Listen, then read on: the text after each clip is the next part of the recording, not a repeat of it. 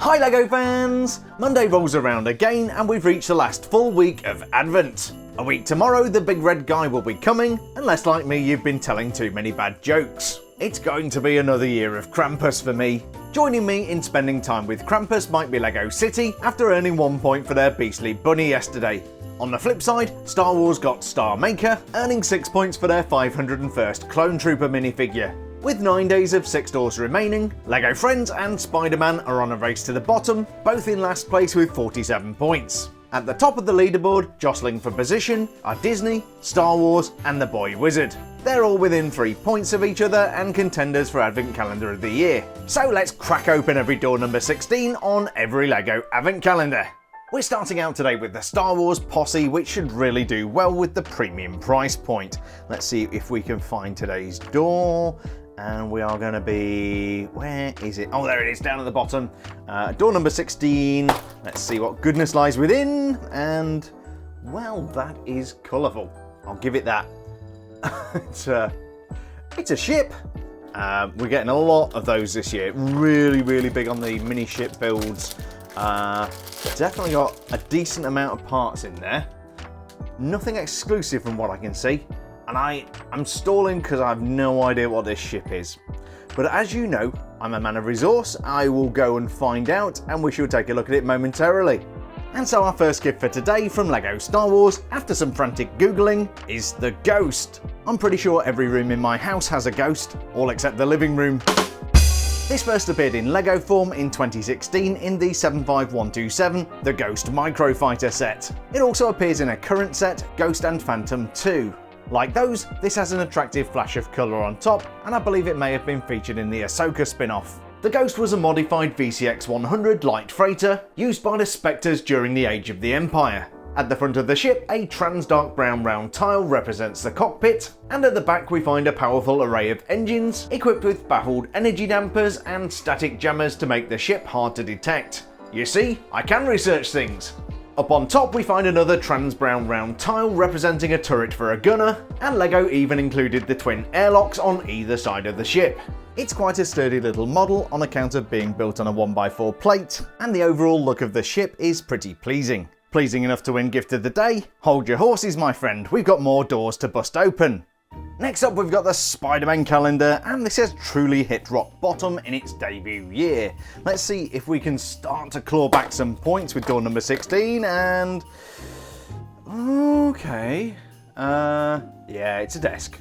So we've got a desk with a chair and a computer and a keyboard and... What is that? Period? Is it meant to be a cathode ray tube monitor maybe?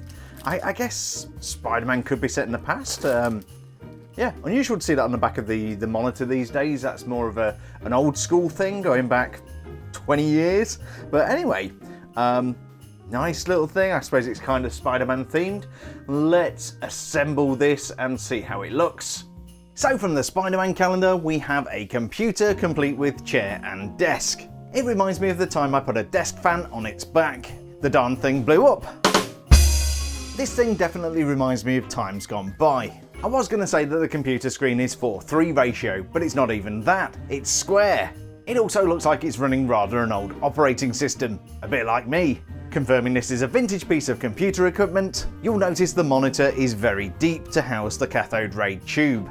The 2x1 printed keyboard tile is more timeless. In terms of furniture, the chair without any legs is not very impressive. It's the right scale when compared to the desk, but I'm not sure it'll work great for the minifigure. It's good, but it's not quite right. This would be the desk of Peter Parker, but of course he's nowhere to be seen for some reason. Will Peter Parker's old-fashioned computer crash and burn like a vintage hard drive? Or maybe he can play a few rounds of Tetris and earn some points? We'll find out later in the video. So the gift from Spider-Man didn't quite compute, but at least we've got the Boy What Gone Done Lived, and hopefully we have something magical behind door number 16, and... oh, it is. It's always a good day when you get a minifigure, but a truly magical day when you get one from Harry Potter. I do not recognise that character. It is a ghost, it kind of goes without saying, and has a very big skirt piece which looks super unique. Really, really nice. I'm going to do a little bit of research on this character, see if we can figure out who this ghostly apparition may be, and I shall be back around now. So from LEGO Harry Potter we have a very special ghostly apparition. I don't know the name of the character, but this is an exclusive minifigure. I have scoured through some of the scenes in Harry Potter and the Philosopher's Stone. If you start about 45 minutes in, you are introduced to the Hogwarts ghosts. I believe this ghost may be the one that the minifigure is based on. If you know otherwise, please do let me know in the comments. I was in a bank once when it got robbed by a ghost. It was a poltergeist. Our musical Hogwarts Ghost comes complete with some sheet music printed on a 2x2 tile. The printing is super nicely done, including gold metallics for the staves. It's not a new part and appears in about 15 sets. The minifigure, on the other hand, is almost completely new. The hair is the only recycled part and fits the character very nicely. My favourite part is this large skirt piece which recreates a bustle and has some really nice metallic printing. That printing continues almost seamlessly up onto the bodice of the dress, and there's more contrasting metallic accents around the back. The facial expression, which is exclusive to the minifigure, shows the ghost in song. The alternate expression is a little bit more sassy. This truly is a beautiful, beautiful thing. Beautiful enough to win gift of the day? Well, let's see what those LEGO friends have to offer. So as we crest the top of the hill with today's calendars, we are moving on to LEGO Friends, which is having a pretty dismal year. Let's see if we can start to make up some ground and, oh my goodness, probably not. So yeah, we got a train, at least I think it's a train and not a fire engine this time. Yeah, definitely a train, you can tell. We've got roller skates. Are those roller skates in blue? That would be quite nice. Oh, they are. Maybe I'm just imagining it. I don't remember seeing blue roller skates before. Nice little thing, but it's advent calendar filler. Let's see if it'll fill the scoreboard with points today. So from LEGO Friends we have a cute and colourful toy train. I heard a little while ago that there was a mass murderer who was killing people with trains. I'm not sure of his locomotive. The train runs on 4 of these blue minifigure roller skates. I thought they were unusual, but apparently this is a very common colour. I like the textured brick used for the tender, but it does look a little bit odd when you turn it around and the grooves are in the other direction. A simple clip and handle affair joins the tender to the engine. This has the same vibrant red, green and blue colour scheme. I like the green upside down cone for the chimney stack, and the simple 1x1 Technic brick for the driver's cab. I don't think this is the best gift we'll ever see in an advent calendar, but it was satisfying to put together and I love the vibrant colour scheme. Will this joyous little locomotive turn into big points for LEGO Friends? We'll find out just around the bend. Our penultimate stop on the Runaway Mine Train that is the advent calendar door opening spectacular is Disney, which is having a surprisingly good year, especially for a debut calendar. Let's see what we've got in. Ooh, now that looks rather fancy. Yeah, this is going to be, what's she called? Tiana. It's going to be, I guess, her palace, or at least the one she probably acquires through marriage. Really nice looking thing. I like these gold elements. Looks very impressive. These have been really good in this calendar. So let's put this together and hopefully this will be equally impressive. So from the Disney calendar we have a bright and colourful castle. I believe this is meant to be Tiana's palace and possibly featured in Princess and the Frog. The movie is surprisingly dark and includes a voodoo witch doctor. My wife said she made a voodoo doll of me. Ooh, I think she's pulling my leg. The kaleidoscope of colour starts out with a magenta base plate, and then on either side of the door we have white, trans yellow and yellowish green. The columns on either side of the door frame it beautifully. I especially like the decorative flowers. Above the door we find more magenta and dark turquoise green. But the crowning glory, quite literally, are these pearl gold elements. It's a beautiful thing and pairs perfectly with the Tiana micro doll. Perfectly enough to win gift of the day. I think it's time to break open our last calendar. And finally for this magical Monday we reach the end of the road with... who is this? It's LEGO City. Let's see if LEGO City can do us proud today. They started out really well and then kind of dropped to the middle of the table, so fingers crossed. Now, okay, we have a vehicle. This looks like a snowmobile, and of course we don't have a minifigure to go with it. So we are going to be judging the snowmobile all on its own with its little hat. It's nice, it's well themed to the calendar, it's almost got a kind of festive vibe about it, but it's a snowmobile. It's going to be advent calendar filler. Will it be enough?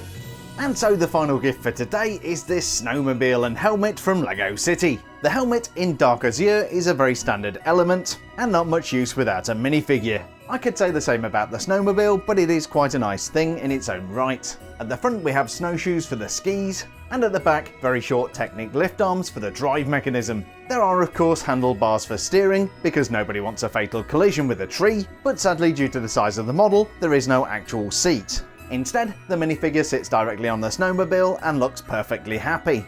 Will I be perfectly happy enough to give 6 points to LEGO City for Gift of the Day? I think it's time to find out. And so we have 6 mightily magnificent miniatures from behind door number 16 of every LEGO Advent Calendar. Spider-Man gave us an old school computer complete with desk and chair. From Harry Potter we got this choir singing ghost. And from LEGO Friends we got this delightfully multicoloured locomotive. Even more colourful was Tiana's palace from the Disney Princesses. And we wrapped up today's gift giving with a snowmobile from LEGO City. But which of these gifts deserves to die a horrible death and spend the rest of eternity with the Hogwarts ghosts? And which deserves to take a wild and fun ride through the snow aboard the LEGO City snowmobile? Let's award some points! In last place, earning a point of shame for LEGO Friends, is the multicoloured locomotive. Coming in 5th and earning 2 points for Spider-Man is Peter Parker's desk complete with computer. 4th place goes to LEGO City for the snowmobile, they earn 3 points. And in 3rd place, earning 4 points for LEGO Star Wars, is the Ghost.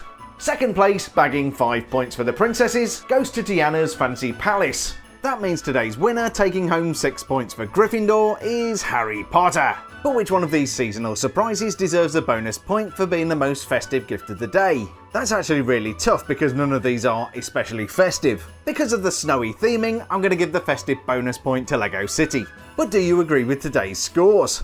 Do I deserve to join the headless hunt and race around the halls at Hogwarts for giving Harry Potter 6 points? Or maybe I deserve to be tied to the tracks in front of the toy locomotive for disrespecting the Heart Lake City Mafia with a measly 1 point? As always, please do let me know what you thought of the scoring in the comments. I know you don't always agree with me, and that's part of the fun. I promise I do read all the comments, and I do reply to as many people as I possibly can. So now to the big question. How have today's points affected the leaderboard for Advent Calendar of the Year 2024?